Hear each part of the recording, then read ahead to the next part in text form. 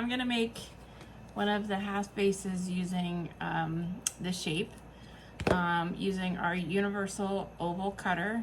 This cutter will be enough clay to cover each of the 4-inch mini vase forms.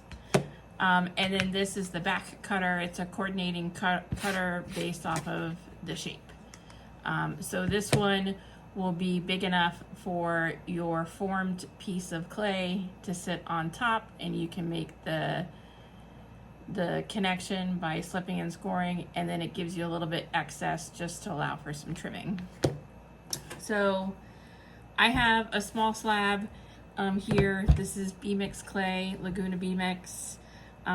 It is probably a little bit thicker than 1/4 of an inch. I recommend, or we recommend, 3/8 of an inch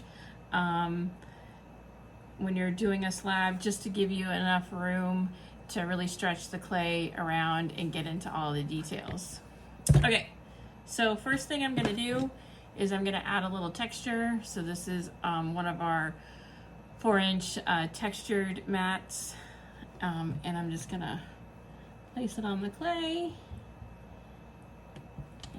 Using a pony roller, I'm going to roll in the texture using as even pressure as possible, and then shifting my pony roller a couple of times. I'm gonna actually continue to do that just a little bit more. Really get that in there.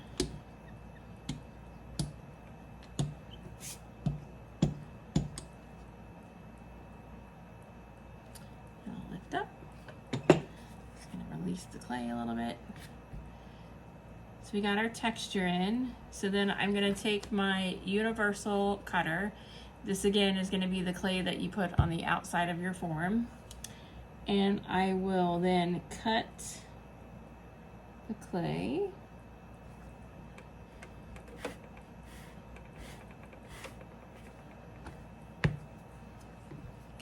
Just pop that out and put that to the side. And then I'm going to go ahead and use the back cutter and cut out the back piece.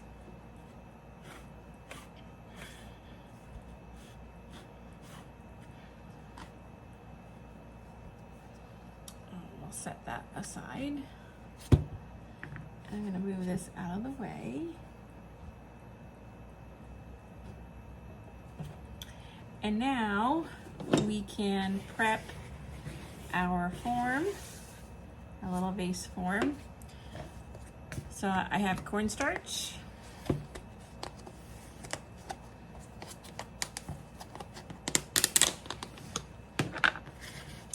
And then I'm just going to put cornstarch on the form itself.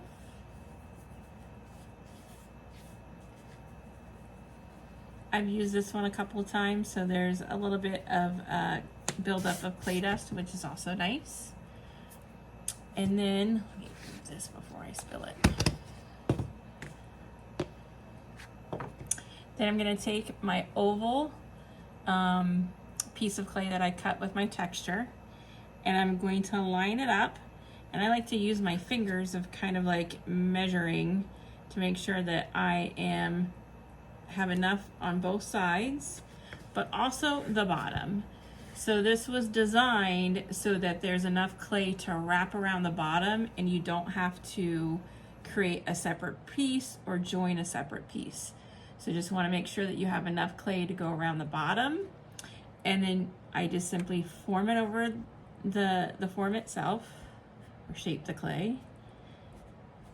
And I do it this way first to get kind of that initial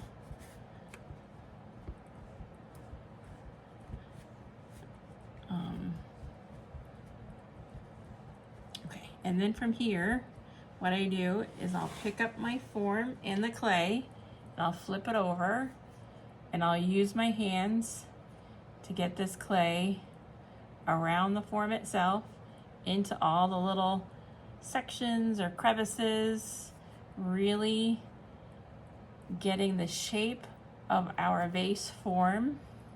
and the clay around it. And you can see I'm pushing up the bottom and kind of getting it all the way around those edges. And from here, we can do an initial trim. So I like to use, this is a wire knife. I got this from my local clay supplier. And I use the form as a guide. So I'll place my wire knife and I'll run it down. And when I get to this bottom part, I will use my thumb to kind of brace that clay, because as you're dragging it, it'll pull the clay. And then I will shift. I'll do the same thing in this direction, again, holding the clay at that corner so I'm not dragging it. And we'll do it again this way. Okay. And again, this is just the initial pass. And then I will come and do the top the same way, bracing that clay or holding it. So the wire knife, or if you have a needle tool or a fettling knife, whatever your preferred method or tool is for cutting. Okay. All right, and now we're just gonna go back in. I'm just gonna kind of make sure that clay fits over that form, get into all these little places around here.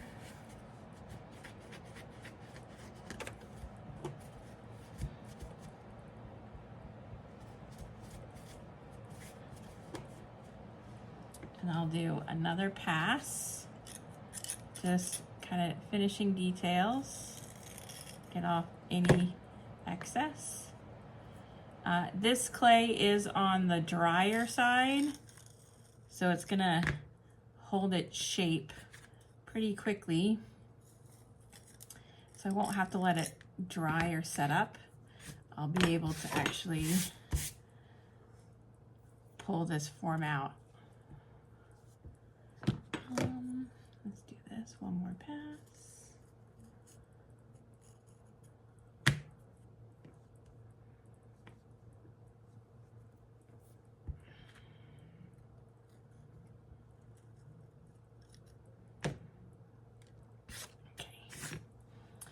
So if your clay is on the wetter side, you are going to want this to set up, so it will hold its shape to allow you to put on the back. Okay, so once your clay has dried a little bit and it holds the shape, what you'll want to do is you want to take the form or the mold out. So we've created these little helper tabs. They're at the top of each vase. And it allows you to kind of pull your form while also kind of releasing the sides, and then you can just pull it out. And this, again, this clay is a little on the dry side, so it's holding its shape fairly well.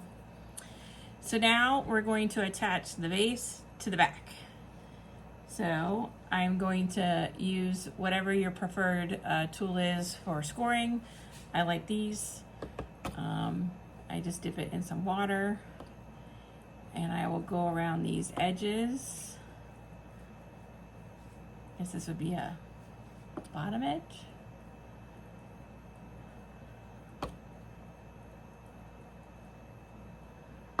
And I will go in both directions.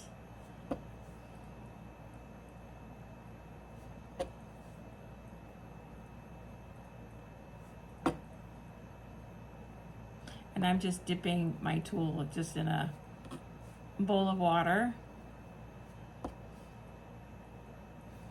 I will also sometimes just take my finger, dip it, and just make sure I have enough moisture to create a good amount of slip.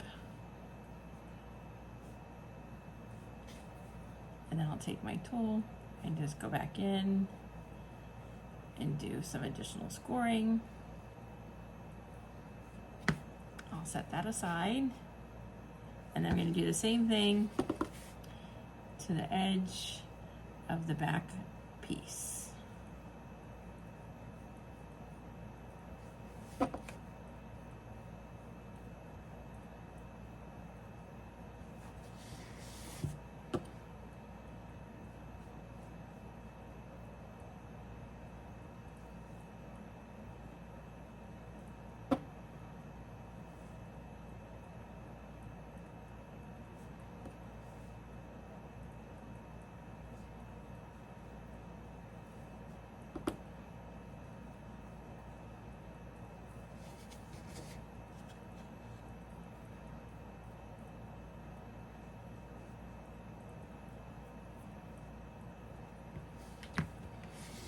And I'll take the front piece and I will place it on the back, and then I'll start to wiggle in the clay as needed to make sure it fits. Now once you pull that form out, it might stretch out a little bit, so you might need to do a little tuck here and there. And I'll apply some downward pressure.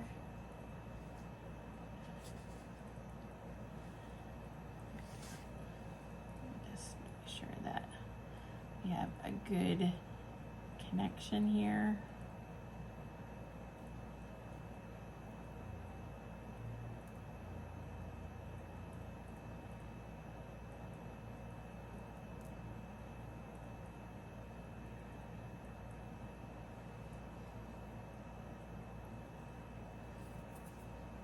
And then what I like to do is take a rib and just start to kind of take that little bit of slip that's coming out of the sides and just scrape it away.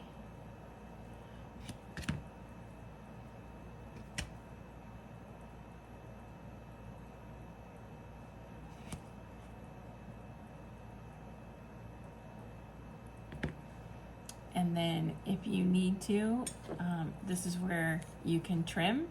So there's a little bit of excess here. Get the dried clay bits off of this first.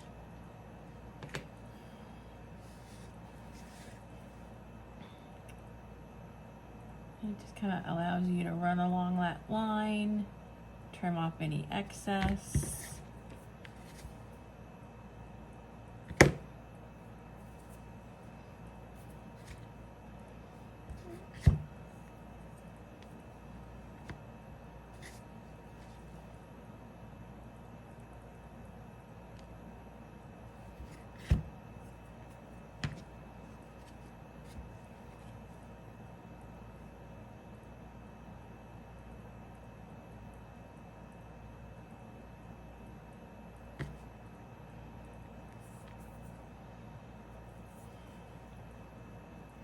And then I'll kind of work my seam with my thumb just to get a good join between the back piece and the base.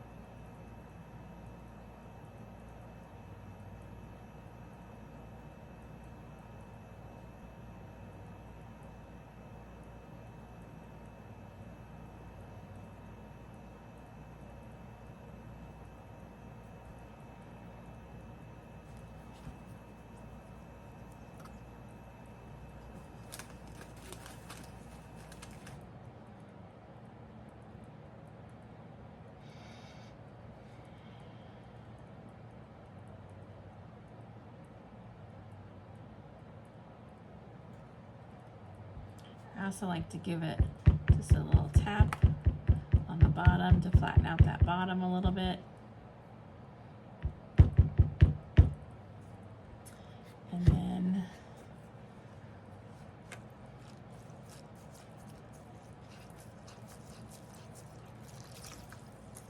take a sponge, again, working in that seam or where those two pieces join.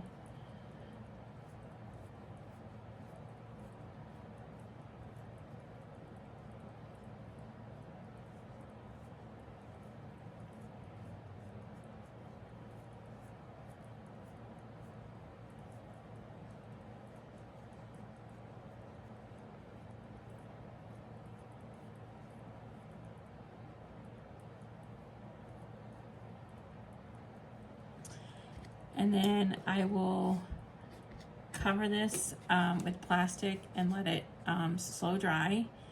And throughout the drying process, I will continue to blend in that seam just to make sure that I don't have any cracks. I also like to use, not this one because it's too big, but I have smaller versions of these where I can go on the inside and I can work the inside of those seams. Oh, here's one. Here's a smaller one. So I can come in and just run it on the inside of the seams, or those joints. And this is just making sure that there aren't any air bubbles on the inside. You can also go to the bottom and run it across the bottom and then just up the sides.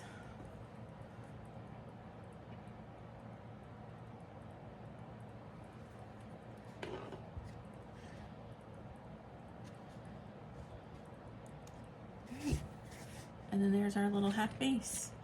Again, I'll cover this loosely with plastic, let it dry, and throughout the drying process, I will continue to just monitor my seam and we'll continue to do blending.